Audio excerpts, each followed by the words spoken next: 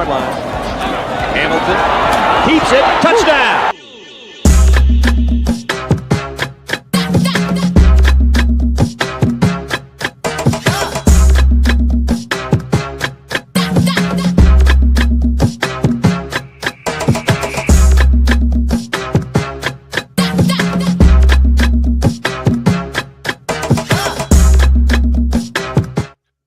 Hey, it's your boy One Live Stu. That's right, Ryan Stewart here for In the Huddle with Joe Ham.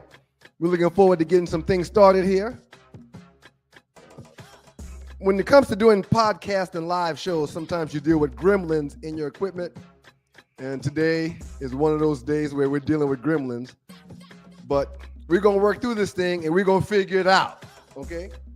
Y'all know what it is, man. Joe Ham, former Heisman runner-up, 1999. Georgia Tech All-American, Arena Bowl champion, if I'm not mistaken. I mean, this guy's got championships all over the place. Won a couple in high school, too. We're going to bring him in, give him a big round of applause. What up, Ham? How you feeling, sir? Oh, boy. Having a problem connecting with Joe Ham right now. But we'll be patient and give it another second or two. Let me remove him. It is the dog days of summer, and we have a really good show planned for you today. Prayerfully, we'll be able to get into today's said show. We'll talk a tad bit of baseball. We'll talk a little bit of basketball. A lot of stuff moving around in free agency. And as always, man, being two former NFL guys, we'll talk a little NFL. That's if we get this thing going the right way, because we're dealing with some gremlins.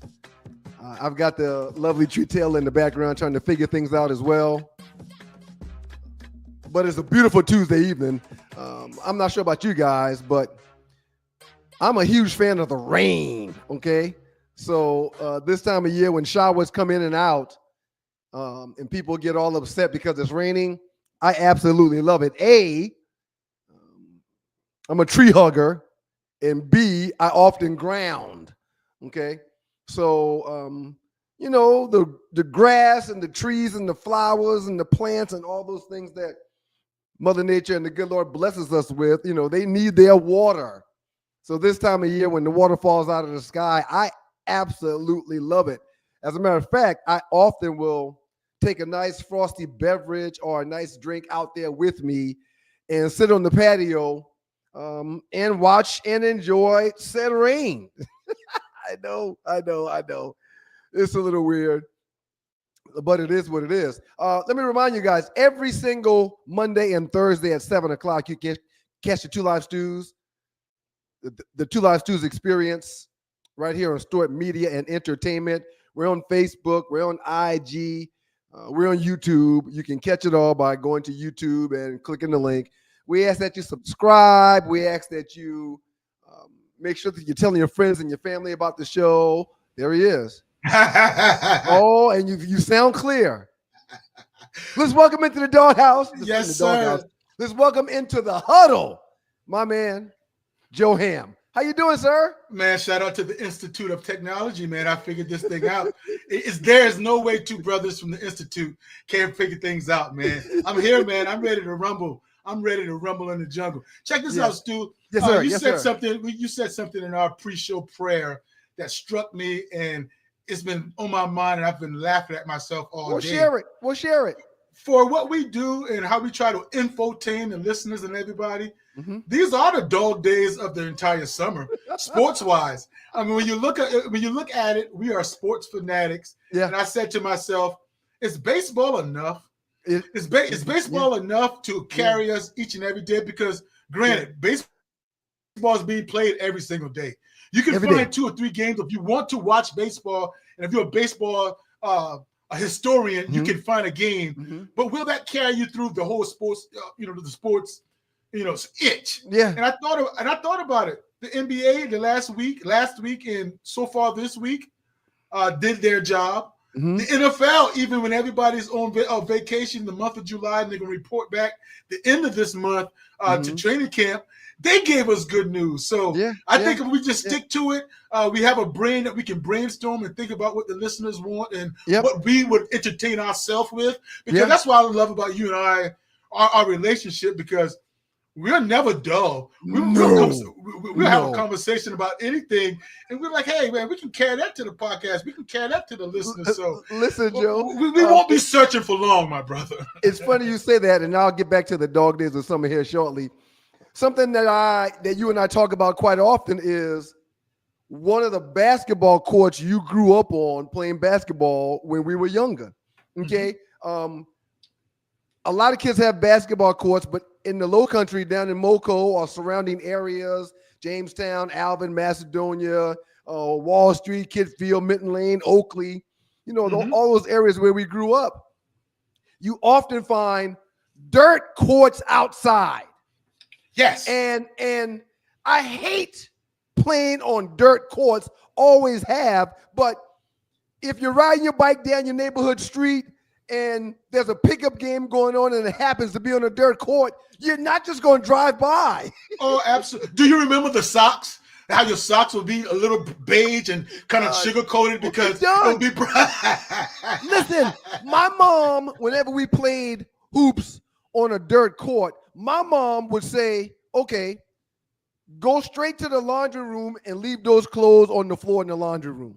Yes, and sir. Then she would wash them, and of course, they would never be the same again. But after she'd washed them, she would fold them up and leave them in the laundry room. And she'd say, okay, the next time you have intentions on playing basketball on one of those dirt courts, come in here and get these clothes.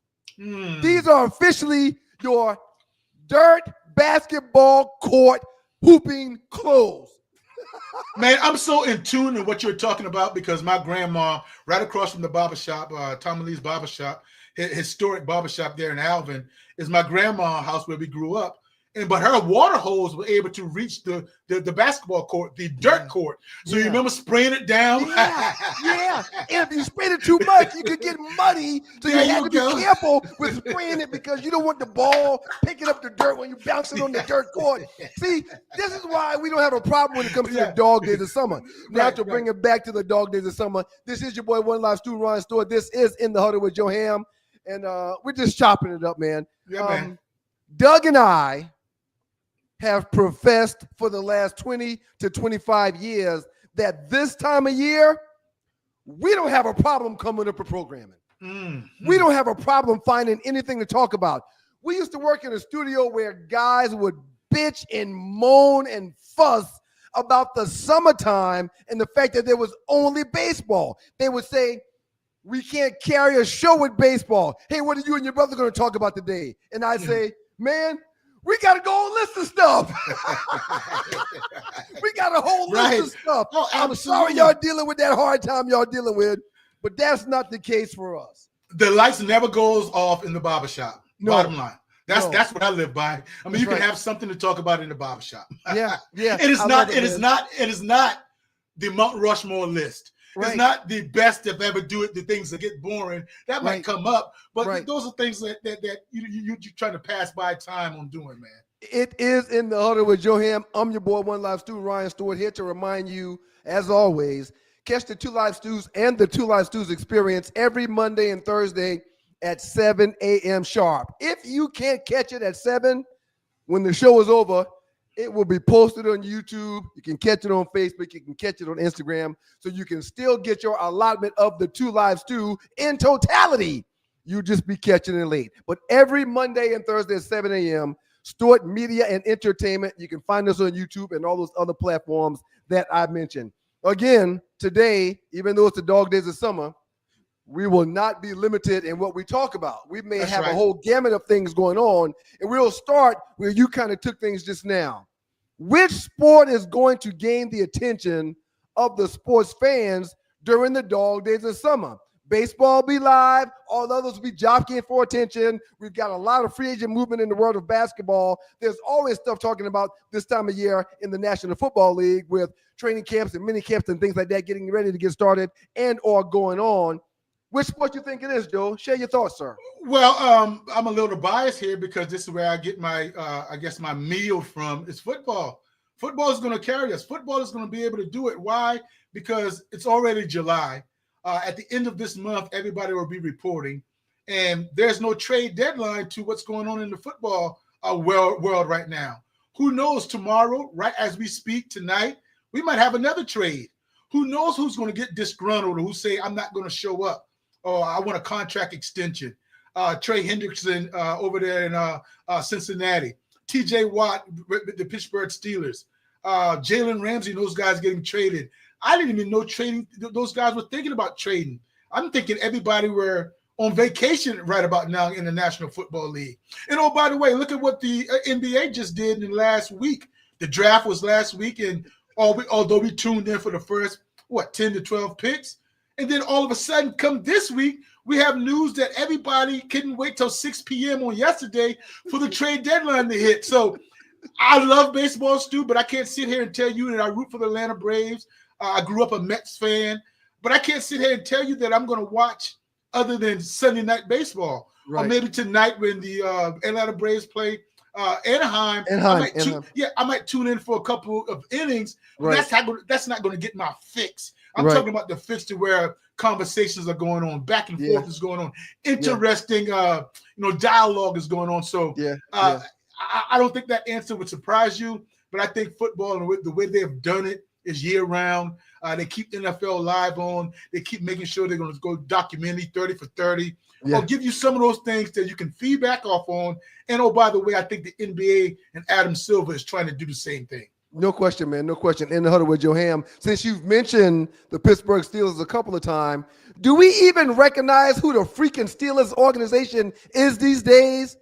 Very uncharacteristic moves are being made this offseason by them as if the prisoners are running the asylum. So share your thoughts on the Pittsburgh Steelers, man, and what they're doing, and just being honest, who they actually are right now, because I'm kind of confused, Joe. It's not the Steelers of old or the Steelers that we're used to. Man, you hit the nail on the head there, Stu. What I will say, without the shadow of a doubt, is that the prisoners are not running the asylum. No. That's not happening. But it makes me think, Stu, and I'm going to put this in your ear. Can this be putting all the chips in the middle of the table to Mike Tomlin and saying that we're going to go a different way, and if you can't win this way, we're going to go. Maybe we should part ways, and not that you're going to get fired, not that we're going to say we don't appreciate the job you've done for 18 to 20 years, but maybe your voice is a little dead in the locker room. Maybe they're not listening to you like they once did when you first came on the scene. So what we're going to do, we're going to uncharacteristically trade for DK Metcalf. They don't do that. We're going to uncharacteristically trade away Minkah Fitzpatrick, who's been a staple the last few years in the secondary, and go get Jalen Ramsey. And not only that, we're going to get Jonnu Smith. And Stu, it made me think, and then you gave Jalen Ramsey more money, and you gave Jonnu Smith more money. This is not the Pittsburgh Steelers. And then what happens when I think about it, you have one of your own there that's not reporting to camp. Now, again, he's a veteran in TJ Watt. I didn't expect him to report to mini camp and OTAs, but the mandatory stuff. Those are prideful guys over there. When he missed that, I said, ooh, something in the water ain't clean up there in Pittsburgh. Now, I think everything's going to I think everything's going to be all right. I'm not overstepping my bells and saying that TJ Watt's going to get traded or anything like that. But these moves, Aaron Rodgers, another move with Aaron Rodgers, and not only that, with the Aaron Rodgers move, you waited on him. Well, and I was about to say that you weren't the big bad Steelers. What was really uncharacteristic of the Steelers during the whole Aaron Rodgers coming or Aaron Rodgers not coming thing was the patience that they showed that SOB. Yes. The patience that they showed that narcissist. Yes. That's not Steeler-like, Joe, but they got out of their comfort zone and they courted him for quite some time to get his services. Please continue, Joe. And this is how I feel, Stu, about the move. The move, or the moves, plural, did not move the needle. I still think they're the third best team in the NFC. I mean, AFC North. Mm-hmm. I think they're behind Cincinnati, and I think they're behind Baltimore. Okay. Now you're going to have to give the nod to Coach Tomlin being able to coach DK Metcalf. I'm sorry. You did mention Kansas City. Did you just forget to mention Kansas City, or are you falling on? No, sir. I meant AFC North. Okay. Just the North. Okay. They're the third best team in the North. Wow. Behind the Bengals and behind the Ravens. I'm not going to argue that. Yeah, because now, and I understand the move they went and got Darius. And another move they made was Darius Slay Jr. from the Philadelphia Eagles. So now, why did you get two cornerbacks? Because of Jamar Chase and T. Higgins. Why'd you get it? Because your boy over there, Flowers in Baltimore and Lamar Jackson. So you shoring up that defense a little bit. You still have Hightower. You still have those guys, Cam Hayward on the defensive line playing at a high level. Right. But I still think that with aging Aaron Rodgers and the suspect offensive weapons that's needed to win this division, I don't think it's going to be paying well for the Pittsburgh Steelers. I don't really think that the hand is going to fit in the glove when it comes to Aaron Rodgers and Smith, the offensive coordinator for Pittsburgh. They got two different styles, and Arthur Smith is going to want to control his offense, and Aaron Rodgers is going to want to control that offense too. He's going to want his influence to be on what's being done and the plays that's being called for the limited access that he has these days in his older age. I think they're going to have problems initially with those two trying to figure out what they're going to do and how they're going to do it and when they're going to do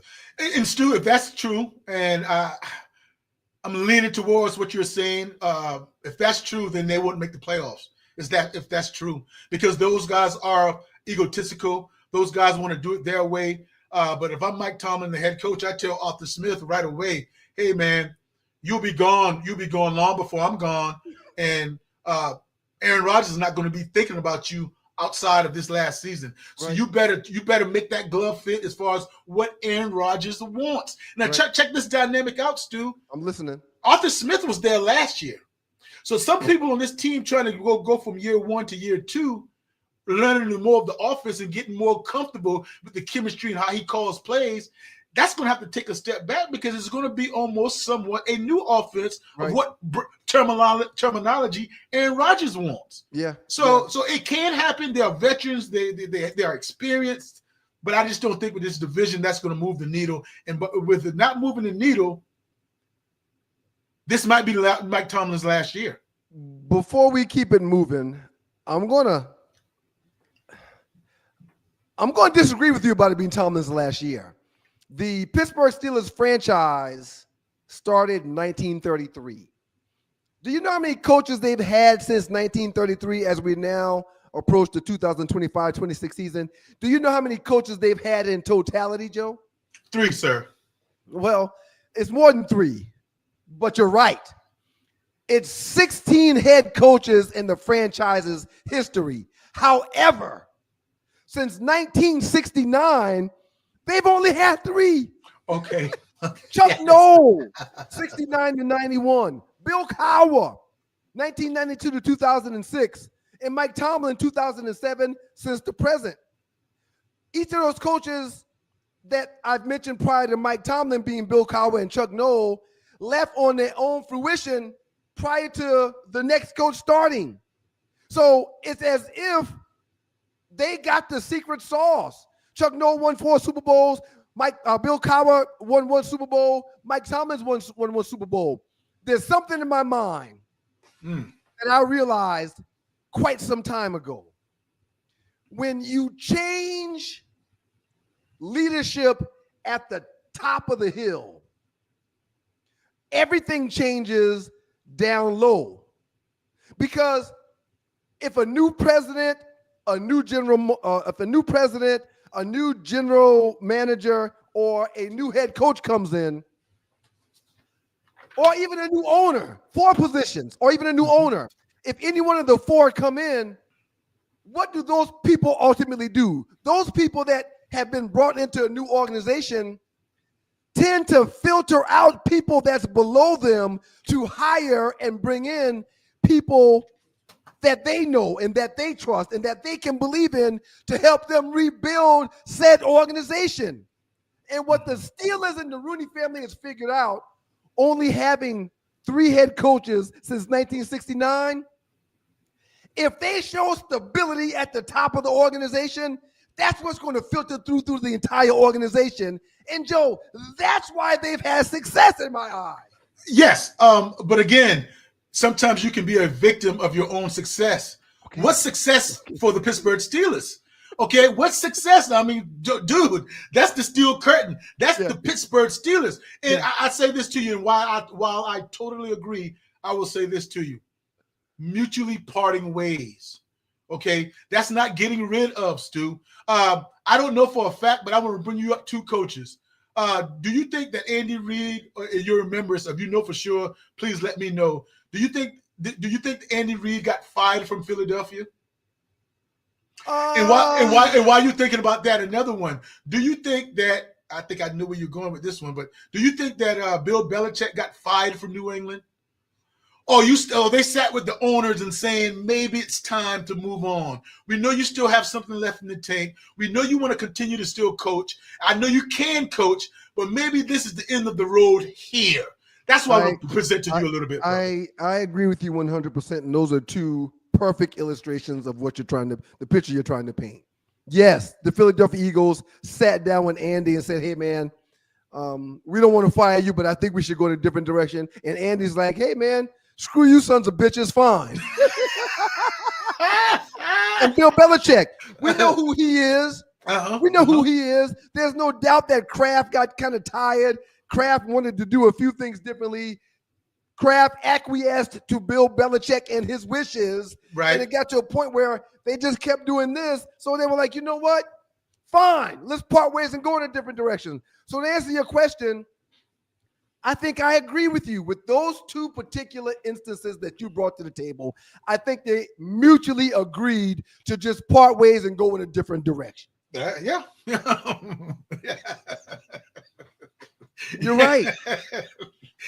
Because there's no way you fire Mike Tomlin. And maybe it's time, as Tomlin's knocking on 20 years at the polls, maybe it's time for his voice to be heard someplace else so it can be received differently. Maybe you're right. Maybe it's time, and maybe it's now is to say that we've done things the Steelers way all the way up until now, but this offseason, we're going to change it up a little bit. This offseason, we're not going to develop and train and have our ingrown or our homegrown talent show. We're going to step out the box a little bit and try and maybe Coach Tomlin had a hand to say, let's do something a little bit different than we've always done because we hadn't won a playoff game in 10 years. Yeah. So let's do a little things different. So that's why I'm thinking wouldn't be out of the realm to Tomlin like, hey, I can't carry this particular team any further than I've been carrying them. Very good point, man. I'm your boy, One Live Stu, Ryan Stewart. We're joined with, of course, the In the Huddle champion himself, Joe Ham. You just mentioned a couple of things that I want to piggyback off of. We've been talking about mini camps that's been going on as NFL teams get ready to get into real camp and people start putting real bullets in these guns. Back in the day when I played ball and when you were still playing ball as well, I never missed a mini camp. I never missed anything optional in Detroit. Everything that was mandatory, I was there. However, there was one time when Bobby Ross was the new head coach of Detroit, where I was still in school finishing my degree. I had 1 more quarter to finish my degree. And he called me asking how come I wasn't at a workout. It was just, it wasn't a mandatory workout, but it was an optional workout, and I wasn't there. And I said, well, Coach, I'm not sure if you knew this, but I re-enrolled in school because I've got 1 more quarter to finish, and I'm doing that this summer. And Bobby Ross, a guy that I got a lot of respect for, a guy that coached me in college and in Detroit, his words were, well, I'm new here, and I didn't know that. And I want you to understand that I'm not sure how you'll be able to make the team if you're not here for these off-season workouts. I paused, didn't say anything. He was listening and didn't say anything. There was about 30 seconds of silence on the phone. And you know how long 30 seconds is if you're on the phone with somebody that you don't vibe with, like you and I. If you and I are talking and there's a 30-second pause, I know you just talking to the wife or you giving one of the kids some instructions. If it's on my end where it's quiet, I know that you know that I'll be back whenever I'm done doing whatever I'm doing that's taking me away from your phone call. But during that 30 seconds with Coach Ross, I'm holding the phone and he's holding the phone. And I don't know what he was doing, but I was trying to think of a way to say, man, you can kiss my ass. Yeah, yeah. But it was my job. And during that 30 seconds, I realized that I couldn't tell him to kiss my ass. Even though Carl Lawson, the late Carl Lawson nowadays, he passed away last week, and I'm attending his funeral tomorrow. The late Carl Lawson Sr. was my trainer. I was going to go back to Detroit whenever workouts reconvened, and I was going to be the strongest in the secondary room, maybe the strongest on the entire defense, period. The great Kathy Freeman, one of the ladies that won a championship in track when LSU's women won a championship back in the day. She was training me, Marco, Lethon, Dorsey on the track 4 days a week. Woo!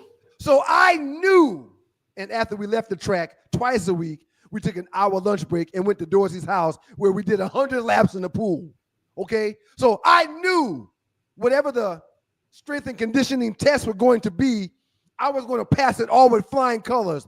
They weren't doing what I was doing in Atlanta, in Detroit. I was getting ready. So to me, Joe, I felt as though leaving Atlanta to go back to Detroit to train so the coaches could keep eyes on you was going to cost me somewhat. I say all that to say this. Yeah. In team sports, is it important to work out with your teammates in the off season, or will your personal trainers, whether it be strength training or running training, will they suffice? Your thoughts on that topic, sir? Yeah, well, I love this topic, man, because I believe there's more than one way to skin a cat. I believe that there's a time and place for everything.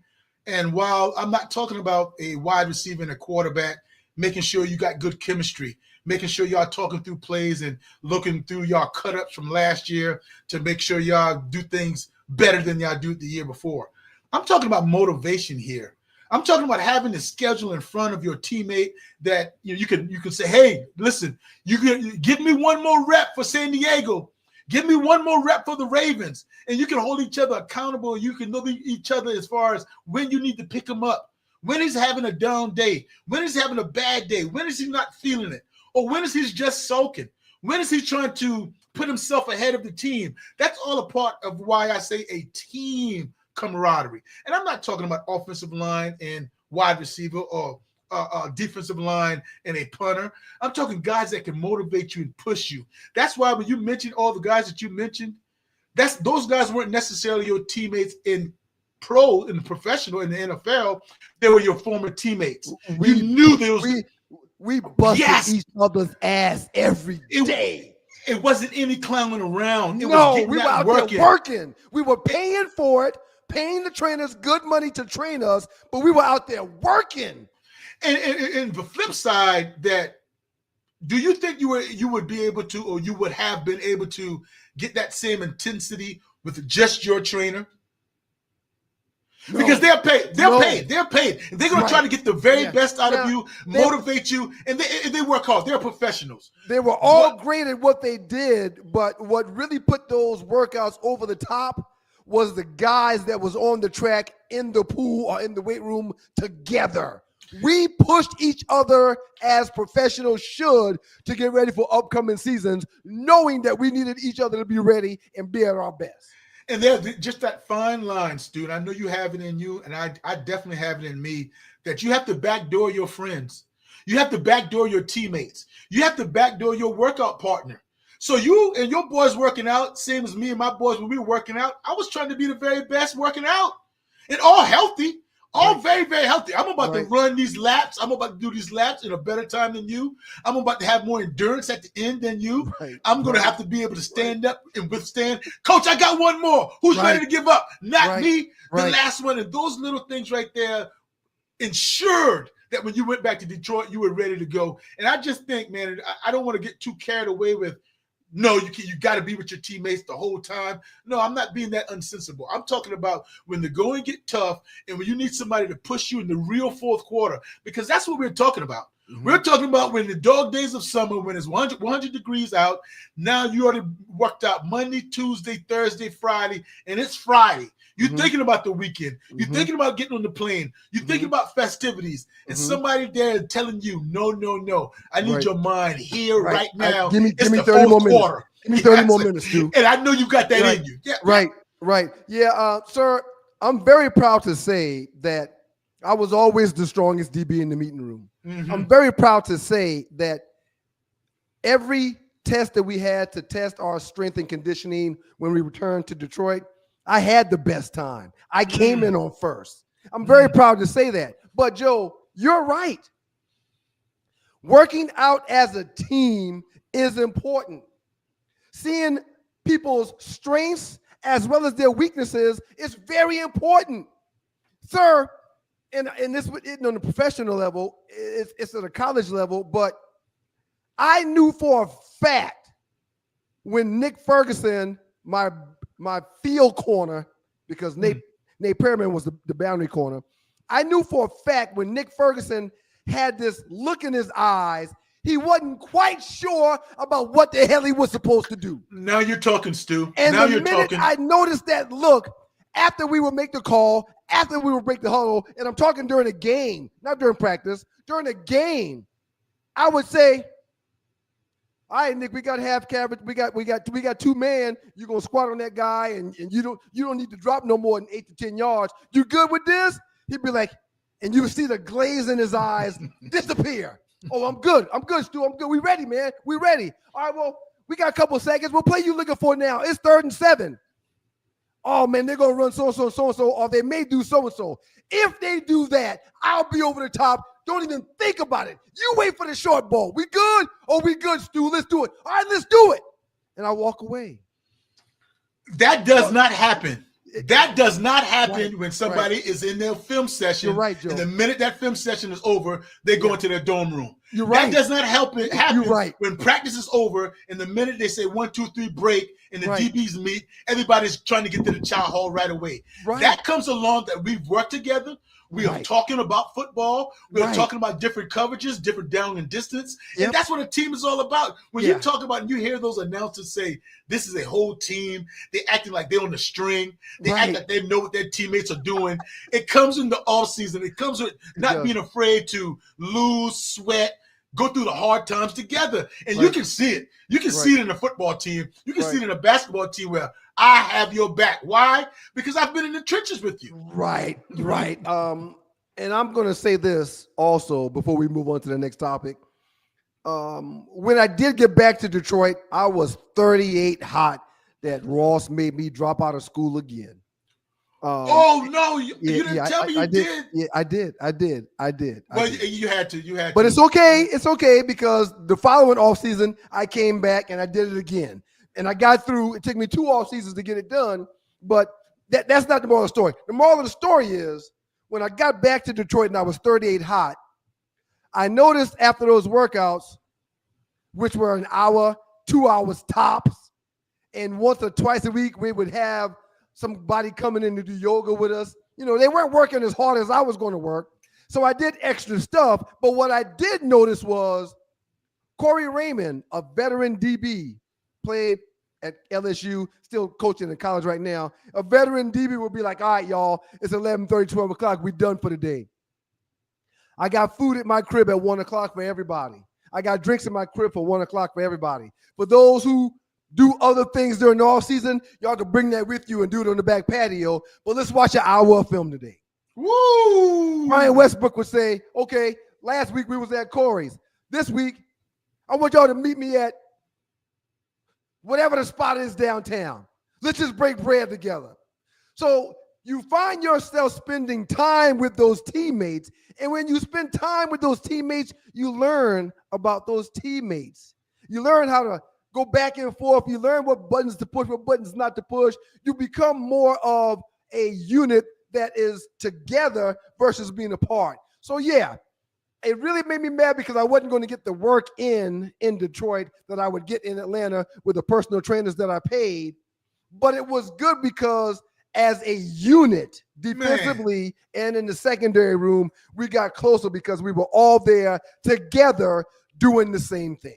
No doubt about it. Okay. It's almost, and I know it's professional, and I know it's your job now, but some way, somehow, you're going to have to treat it like a college locker room to get that effect you're talking about. Preach on, brother. Nothing but loving Joe Ham, and he's a quarterback from college, a quarterback in the National Football League. And this next question on In the Huddle with Joe Ham is a quarterback question. There's a few quarterback competitions, Joe. Several of them heading into this year's NFL camps. What does a real quarterback competition look like in your eyes? Woo, split reps. Okay. And what comes to mind right now, I'm not going to put Shedeur Sanders and I'm not going to put Dylan Gabriel in this quarterback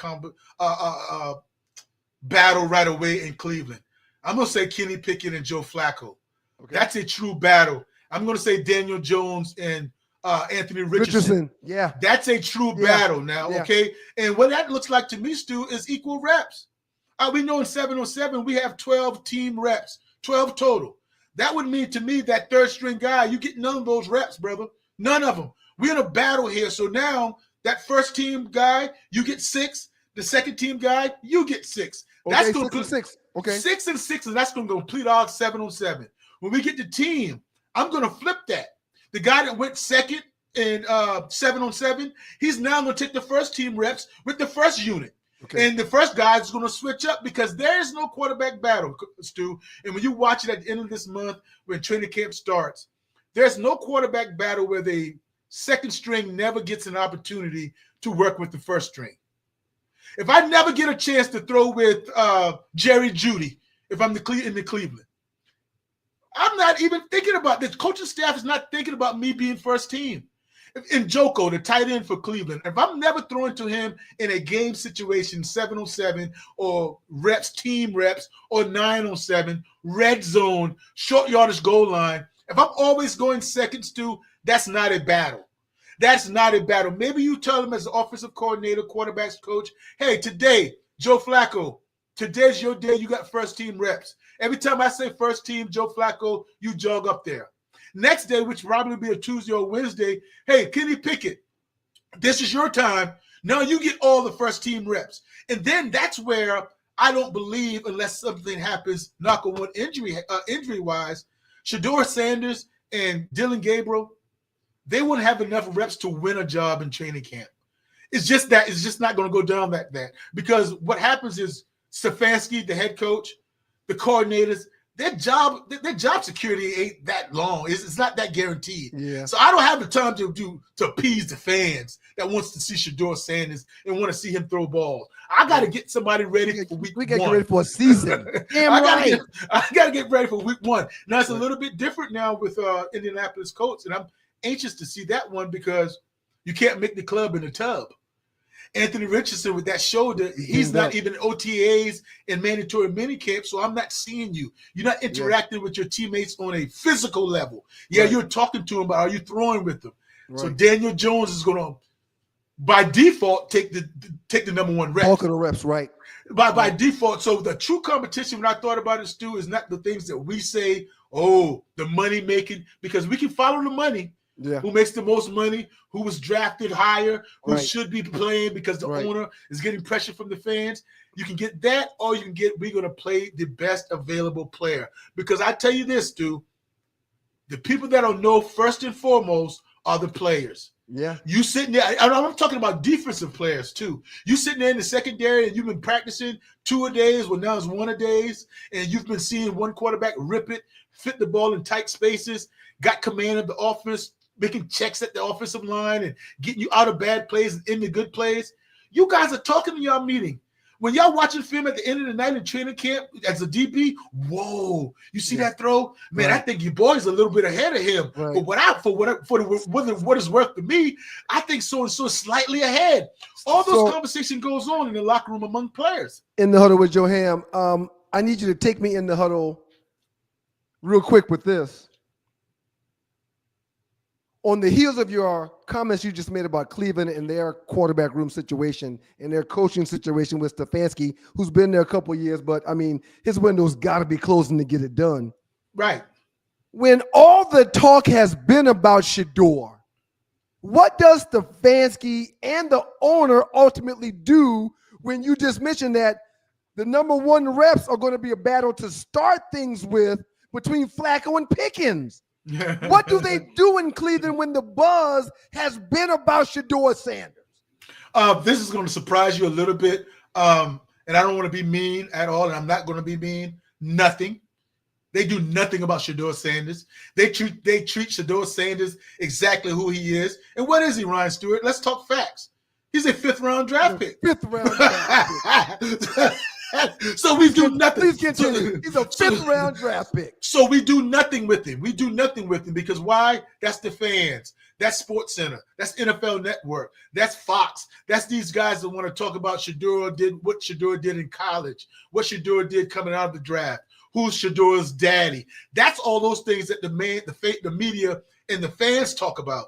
But Stefanski, the last thing on his mind is getting Shedeur Sanders some reps. The last thing on his mind is getting Dylan Gabriel some reps. Now, what might happen is that when they come back, Shedeur and Dylan Gabriel, how many mental reps can you get without actually getting physical reps? When Joe Flacco runs through all his plays and you maybe don't see that play or see a play on that script and that play comes up 2 days from now. They've ran it 2 days prior, but that play comes up again while they already corrected Joe Flacco for making a mistake 2 days prior. When you make that mistake or you come up to that play two practices in the red zone later, you can't make that mistake. You just cannot. You almost going to have to be flawless. When it's your time to run the 2-minute drill, you can't look and say, what play was that? You can't bumble and stumble in the huddle. And that's unfair. That's unfair, Stu, because everybody makes mistakes. It is what it is, though. There's not enough time for everybody to get 6 damn reps. Not enough time. And when we're doing a true evaluation, you're going to have to show me that you're doing some homework outside of what you're doing on the practice field, Shedeur. And the reason why I'm mentioning Gabriel as well, Dylan Gabriel, because he's going to come before Shedeur. I don't believe, and you don't believe he's a better quarterback. I don't. But what would make Shedeur Sanders get more reps than Dylan Gabriel right now? You got a third-round draft pick versus a fifth-round draft pick. The third-round draft pick's got to get a couple more than the fifth. That's just the way it happens. So how does Shedeur Sanders break the depth chart? How does he do it? It's virtually impossible. I tell you how he does it. Brown nosing, playing peekaboo, staying after practice and making sure who's looking at me throwing extra. Joe, for those who may not know, please tell everybody that's listening or will listen to the show what playing peekaboo means. Playing peekaboo, I used to always call playing peekaboo as being a peekaboo leader. You ever see somebody come to the sideline, especially quarterbacks, and they throw a tantrum. They pitch a fit. They slamming coolers. And they yelling and pointing at teammates. And all of a sudden, you will see them look around and try to find a camera. Oh, who's looking at me? Who's looking at me chewing this guy's out? Why? Because they want somebody to announce or somebody. Oh, no, that's a leader. See how that's a leader. You see how he's chewing his guys out? That's what we want. That's what we want. No, and in this case, I'm going to need Shedeur and Dylan Gabriel, whoever is a backup now. Yes, make sure somebody sees you getting work extra. Make sure somebody sees you getting in first, whether it's 6 o'clock before everybody else. Turn that light on.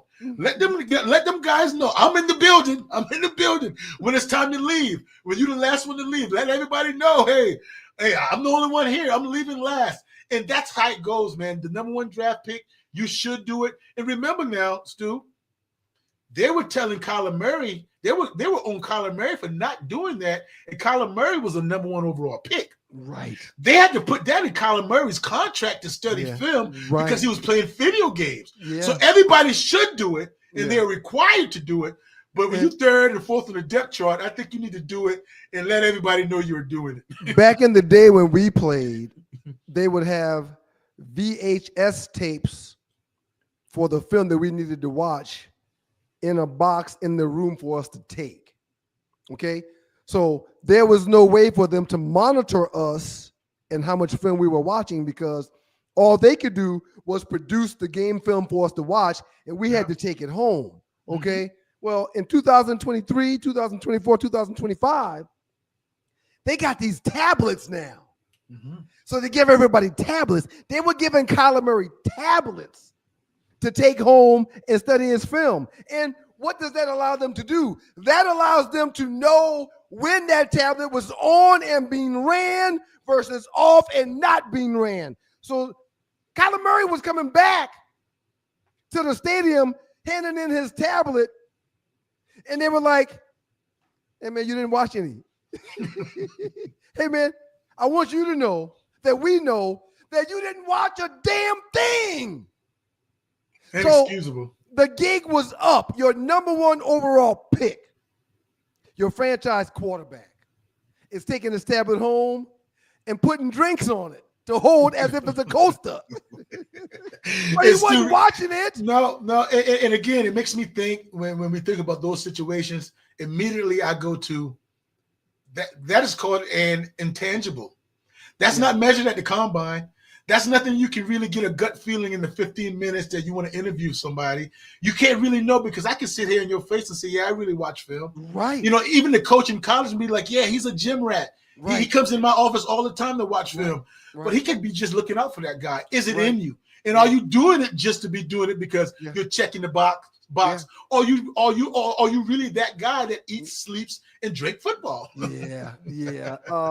In the huddle with Joe Ham, your boy, One Live Stew, Ryan Stewart, reminding y'all about Monday and Thursday at 7 o'clock, the Two Live Stews and the Two Live Stews experience. Joe, you mentioned something I wrote down and I want you to talk about it. Yes, sir. I know the answer, but the people that's listening do not. You mentioned quarterbacks and the quarterback room splitting reps. Okay? Explain what that means when you mention splitting reps. And not only that, explain to the listeners and the people that's watching this podcast right now how your reps were split when you were in Indianapolis and Peyton Manning was the quarterback. Woo-wee! You're touching a spot there. And see, Stu, is a different perspective, and that's why I can speak so confidently on this.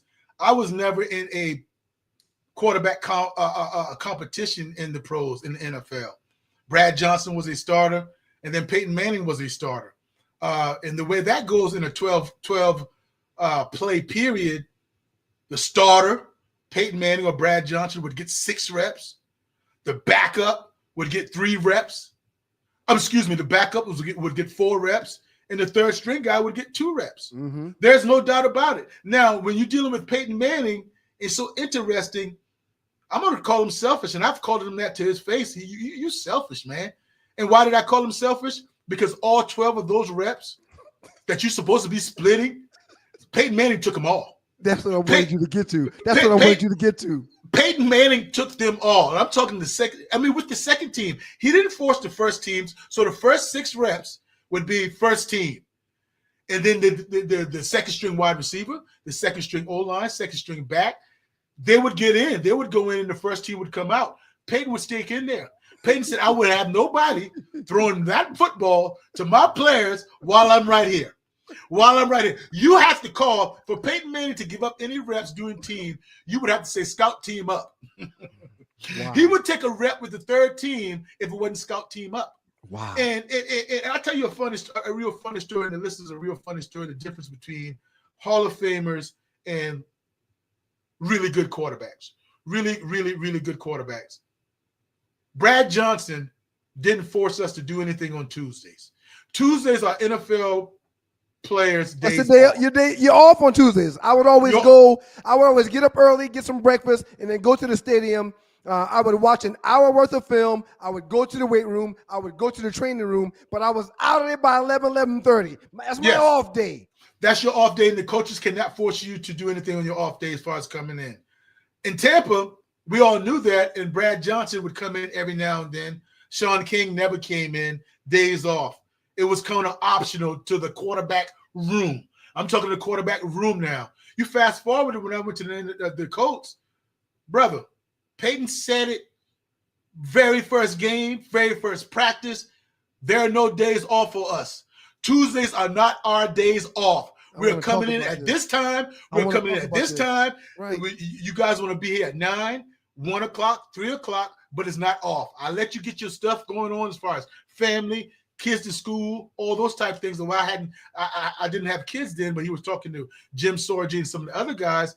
Do all that, but it's not our off day. We come in to work because normally the coaches are getting game plan ready for Wednesday when everybody comes in. Peyton Manning says, guys. I was just about to say, Joe, when that happens, the coaches are booked the entire day. It's not an off day for them. They are working. They are working. Hey, I'm telling you, this fires me up so much. I remember vividly. Jim Caldwell, Detroit Lions head coach, Indianapolis head coach, my quarterback coach in Tampa. Never should have fired him in Detroit. Never should have fired Coach Caldwell. Never should have fired him. Stand-up guy, just like Coach Tony Dungy.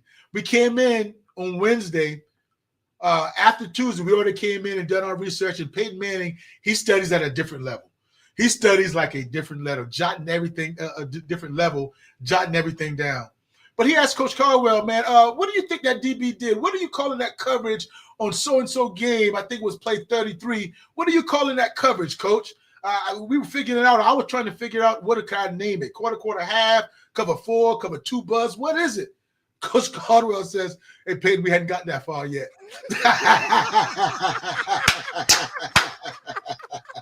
And they was there the entire off day watching film. Hey, man, stay here for a second and speak to that. It's not natural. Oh, man.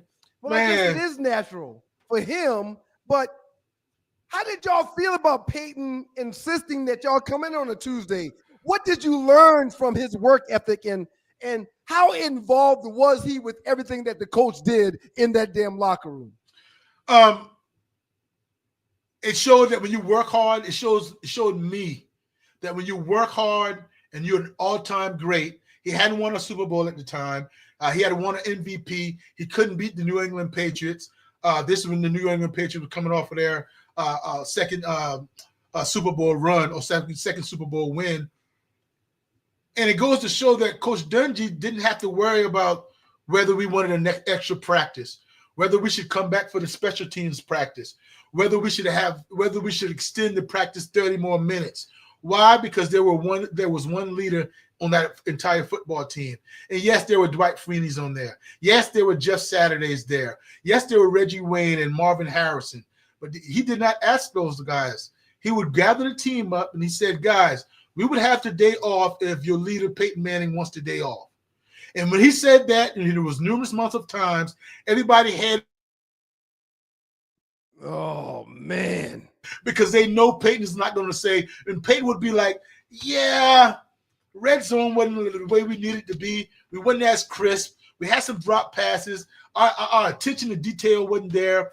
And what Coach Dungy would be like, well, you heard it from that guy. Do y'all respect? And this is how he would end. Do y'all guys respect and trust Peyton Manning?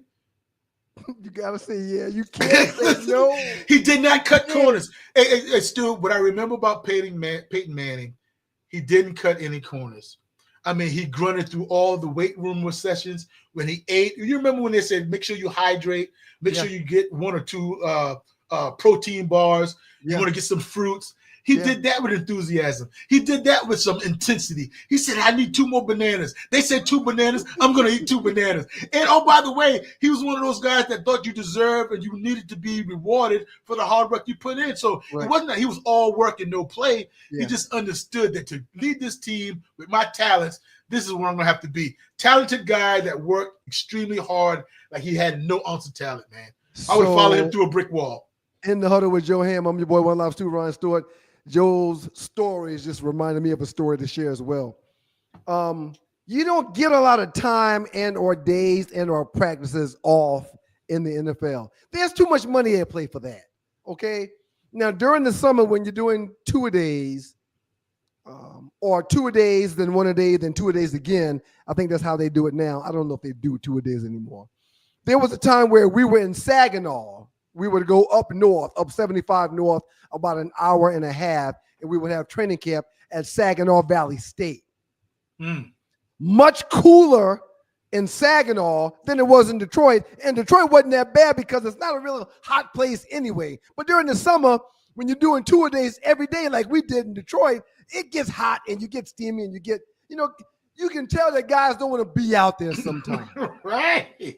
Well, one day, Wayne Fonts is literally mumbling under his voice the entire morning practice. Guys are tired. Guys are tired. Guys are tired. Guys are tired. I kept hearing him say to himself, guys are tired. Guys, I can tell. I can see the guys are tired. He would walk over to the offensive coordinator while practice was going on. And I was paying attention, and I see him whispering, you think the guys are tired? And the offensive coordinator go, yeah, coach, the guys are tired. He just walk off with his hands in his pocket, walk around. He goes to the defensive coordinator, and I'm paying attention. He's like, you think the guys are tired? Defensive coordinator, yeah, coach, we've been beating their ass. They tired, coach. But they're working. He goes to the special teams coordinator. What do you think, the guys tired? And this was Chuck Preefer back in the day. Coach, they might be tired, coach, but we need this work. All right, okay. Hey, blew the whistle. Everybody come up. And this is still early in practice, you know? Woo! Everybody come up. So I'm like, damn, first time I've seen this. Guys, your legs are dead. A lot of y'all are holding your head down. I'm thinking about giving y'all the evening off. I'm thinking about letting y'all go for the rest of the day. And I'm thinking about shutting down tomorrow's practice too. If you're in favor of that, raise your hand. Of course, you're not going to raise your hand and say, no, I don't want to practice. Right. Hey, 20. That's what they call Barry. Hey, 20, come up here. Barry walked over there. You think the guys are tired, Barry? Barry looked around. Yeah, coach. We've been going at it pretty hard. I think the guys, that's it. I think the guys are kind of tired. Well, Barry, I'm thinking about letting you guys go right now, being done for the entire day, and then have tomorrow morning off as well. We reconvene after lunch at noon tomorrow. What do you think about that? Barry starts shaking his head. No. Nah, coach. I would never be the one to tell you not to let the team practice. That's why we're here. Y'all heard Barry. Let's go. Whoa, coach. Whoa, coach. Whoa, coach. What do you mean? Whoa. I said I would never be the one to tell you to let them go, coach. But what I would suggest is you giving Jason Hanson, our field goal kicker, a chance to nail a 50-yarder. If he misses it, we get back to work. We come back in the morning.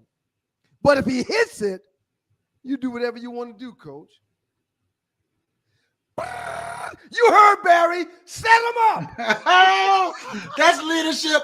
That's beyond his years, man. Everybody, to a man, coaches, trainers, everybody, fans that's in the stadium watching, they've heard all this stuff. The trainers and folks set up the field goal kick from the 50-yard line. And at the end of the day, we all know it's Jason Hanson. He's not going to miss that 50-yarder. So there's a handful of guys that have already taken their stuff off, and they'll walk into the locker room. Yeah. While Jason Hanson approaches the ball for this 50-yard kick, and it's dead silent. That happened twice in my career. In 2 years while Barry was on the team, it was always Barry that recommended it, and Jason Hanson hit both of those kicks both times to give us the next rest of the day off and the next morning off as well. But Joe, you need that work. You have to have it. You have to have that. There's too much on the table for the team to be going for a day and a half. Now, yes, people's legs can be shot. Yes, people are tired, but we've learned to persevere and work through it because it's such a necessity to get the work. You're telling me, and you're telling everybody watching this podcast, that Peyton was all work, no play. All work, no play. And you know how you feel, Stu. You don't have to, because I'm your boy, Blue. You don't have to tell me about how you guys feel about the quarterback position, that we don't get our conditioning during practice. We shouldn't be tired because all we're doing is handing it off. We're doing short 3 to 5 step drop, maybe occasional 7-step drops. I understand that. But Peyton knew that as well. So when special teams goes on or was going on, we were on the side running gassers. Right. We were on the side running gassers. So there was nobody's going to tell Peyton Manning that he didn't work in practice. He was idle, that this period he wasn't working. He was running gassers. So anytime or anything you had to try to present to him that you're not as tired or you're not going through what we were going through, he would rebuttal it right away. No. I spent 30 extra minutes in the weight room. I did 2 more extra gassers. And oh, by the way, I did 6 more reps. What are you talking about here? You want to go home? And then he sometimes would say, Coach, let him go home. He was talking to me, let him go home. If he chooses to go home, let him go home. Now, it was fun, man. It was fun. Ham. There's some real, true, natural-born leaders. Natural-born leaders, my brother. And, yes, they are. I spent a lot of time at Tennessee in Knoxville, and everyone that was around that program when Peyton was there says the same exact thing about Peyton Manning. He wanted that work. Every bit of it. Every bit of it. I'm telling you. And this is what I came to the conclusion of, because Donovan McNabb is a favorite of mine. I love Donovan McNabb. Steve A. McNair, back in the days when Peyton Manning was getting a lot of hype. Rest in peace, McNair. Rest in peace with McNair. And Tom Brady was getting a lot of attention. And they would always say those guys worked hard. Those guys really, really worked hard. Nobody works like those guys. And I was like, boo, man. Donovan McNabb works just as hard. Those guys do the exact same thing. Yeah. Man, don't single him out. Yeah. But I can say firsthand, I'm not saying what Donovan McNabb did or didn't do. Steve McNair, the late, great Steve McNair, did or did not do. I saw what Peyton Manning, the work he put in. Yeah. Imagine telling Edgerrin James, you need to pick it up. Edgerrin James is a Hall of Famer. Imagine telling Reggie Wayne and Marvin Harrison that those guys would go in the tank if they dropped the ball in practice. Yeah. Why they would go in the tank? Because they knew that was 10 to 15 minutes after practice, because that was going to get worked on. Whether it's a bad ball by Peyton, a drop, a missed route, that was going to get worked out by Peyton, man. That's why he's so great. That's why he's so great. Hey, man, just that quick, our hour is coming gone. I love it, man. I love it. But before we get out of here, next year's draft is said to be a very healthy quarterbacks draft.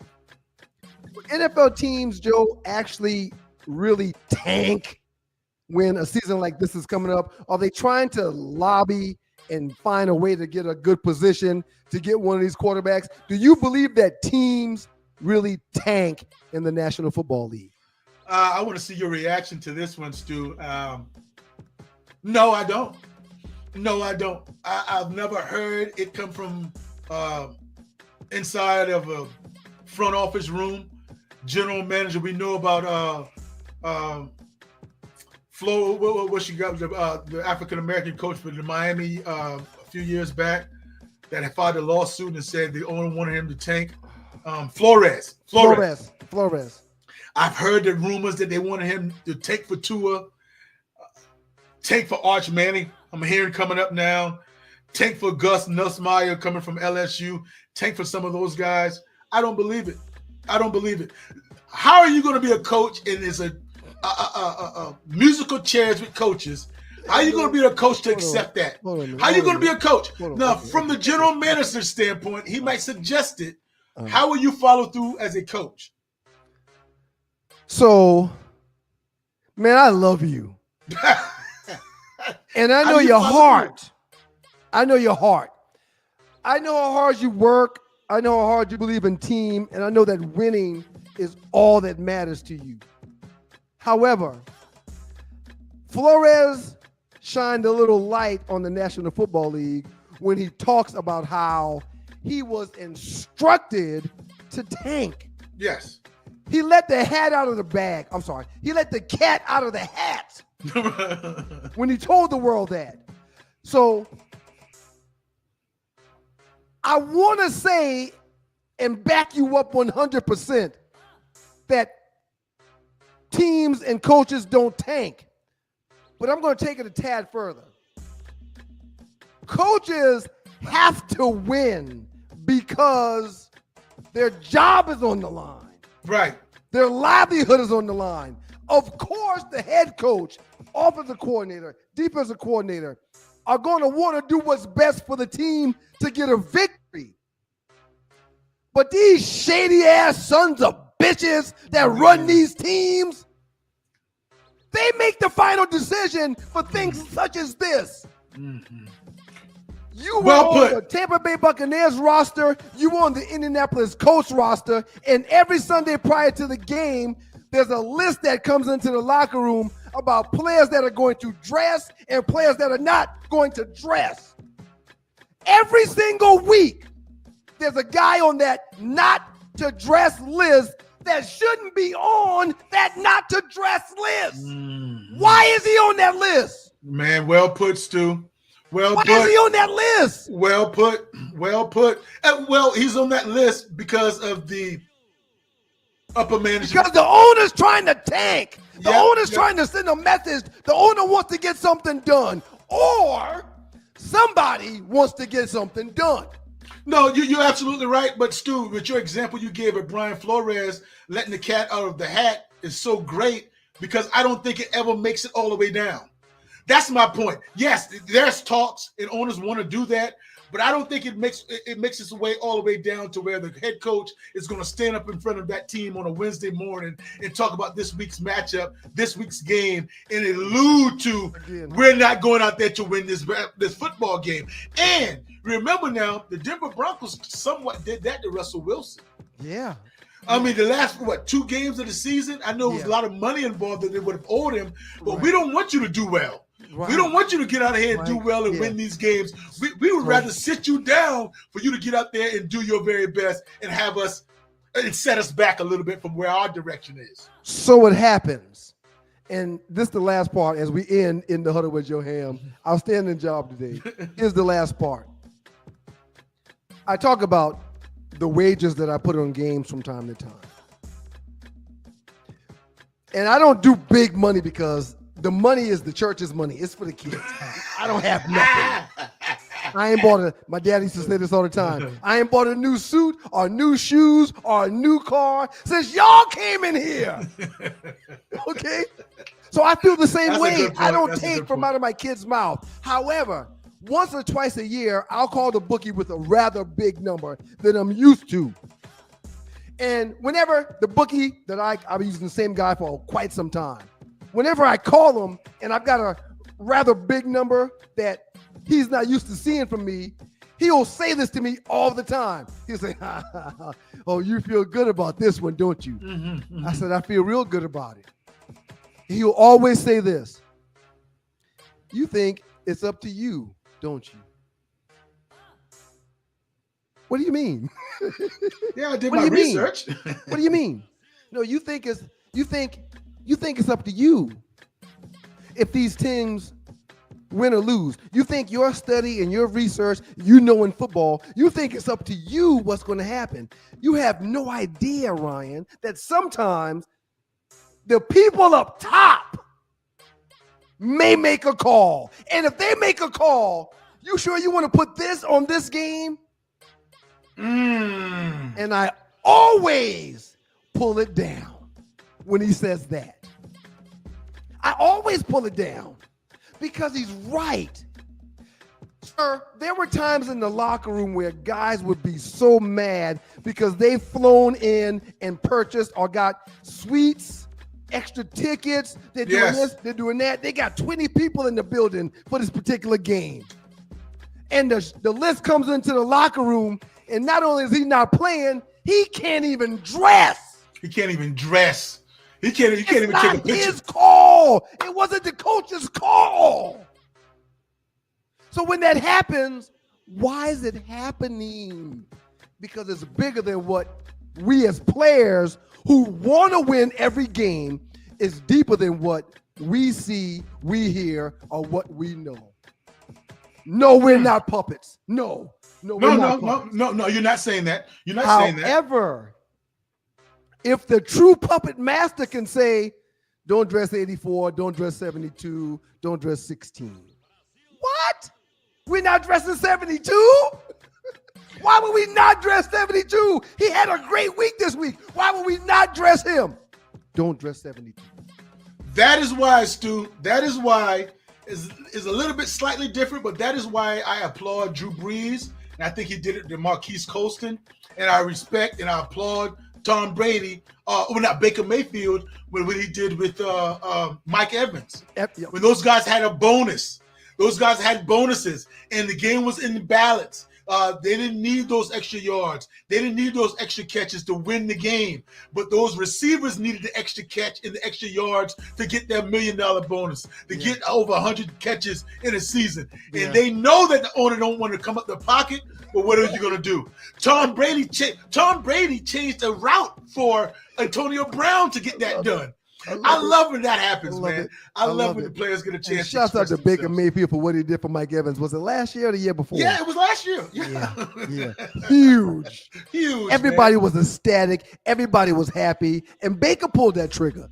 And then you saw how everybody ran and hugged Mike Evans. So now, even if the owner or the head coach was a little bit, he can't show his hand. You can't show. Shout out to the players, man. Shout out to the players, brother. I haven't been in the chat, but I've been listening to another great show. Red Stick Poodle. Thank you, Red Stick Poodle. Let me show your name.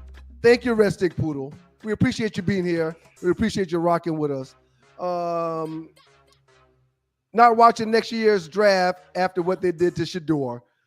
Jungle Brother, God damn, this is a hard one to talk about. Yeah, Shador should have been going in the first round. And they did that. I have not watched the draft up to the 5th round in forever. But I did this year because I had to know and see where Shador went when he went. And he didn't go until the 5th. And man, it was a setup. Yeah, but I have to ask you and Jungle Brother this, and I don't have my hand directly on it, but who's they? Who did it? When you say they did it, who did it?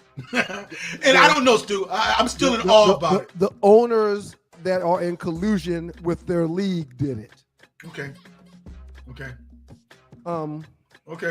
The owners that allow the Baltimore Ravens to leave Lamar Jackson wide open for anybody to offer him, which they would have the first right of refusal, but for Lamar Jackson to be open to anybody to offer and no one offer, that's collusion. That's coming from a meeting where only the decision makers are there. Lamar Jackson is going to become available. Nobody's going to offer him. Nobody's going to want him when he becomes available. Do we understand? Yes. You know, I want to say one more thing about that, Stu, because that's very important. You said everybody got into an office or had a meeting. They don't have to have a meeting. That's what I came to a conclusion of. They don't have to have a meeting. And this is why I say that. If you and I are both owners, and I know you as well as I know you, and I'm to that meeting, and I say something, I think that you're going to probably say, hey, yeah, I'm with Joe. Or vice versa. If you're at that meeting, you say, well, we're not going to touch Lamar. Or I'm not going to touch Shador Sanders because this or that or the other. Because of his dad, because of his charisma, his moxie, what have you. We don't have to have a meeting to say, Stu, Joe, this is what we're going to do. If you make that statement, that's enough for me to say, yeah, I'm going to go with my boy. So that collusion can go different ways. There's only 32 of them. Yep. And they know each other. They own the team. Those 32 actually have meetings where the guy that they hired is there with them. Yeah. And there's no cameras, there's no microphones, there's no cell phones. Those 32 plus their commissioner that runs their league is in a meeting room for the entire weekend. Oh, Stu, we're going to have to get into it next week. That made me think about it. We have not talked about Goodell telling the owners to cut back on guaranteed money, right? I mean, I don't know how that slipped through the NFLPA from not bringing that to the forefront, but Goodell, that's not his place. Yeah, that's not his place to try to tamper back on guaranteed money, man. Listen, come on. The NFL is the ultimate boys club. Oh, man. And there's 32 men that have a team that makes the decisions for the entire league. Lamar Jackson negotiating his own contract with no agent and his mama speaking on his behalf, it's not good for business. It's not good for business.